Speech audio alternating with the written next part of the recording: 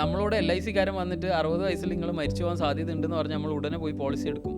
ഇവിടെ ലളിതാ സഹസ്രനാമം പഠിപ്പിക്കുമ്പോൾ ഞാൻ പറയുന്ന സങ്കല്പവും ഇതും തമ്മിൽ കണക്ഷൻ ഉണ്ട്.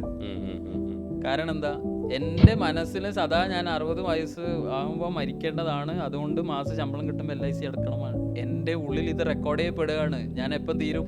60 വയസ്സ് തീരും.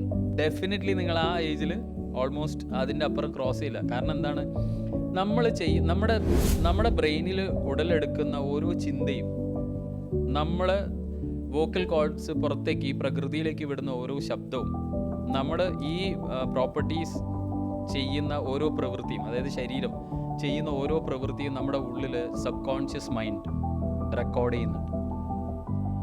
നിങ്ങൾ തിന്മ ചിന്തിക്കുന്നുവോ, നിങ്ങൾക്ക് ചുറ്റും പ്രകൃതി എന്ത് കൊണ്ടുതരും? തിന്മ കൊണ്ടുതരും.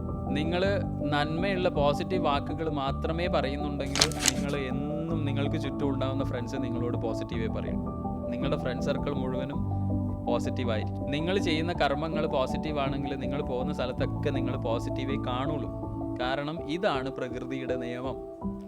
എന്താണോ ഞാൻ ചിന്തിച്ചുകൊണ്ടിരിക്കുന്നത്, എന്താണോ ഞാൻ പറഞ്ഞുകൊണ്ടിരിക്കുന്നത്, എന്താണോ ഞാൻ പ്രവർത്തിച്ചുകൊണ്ടിരിക്കുന്നത്, അത് മാത്രമാണ് എൻ്റെ ലോകം.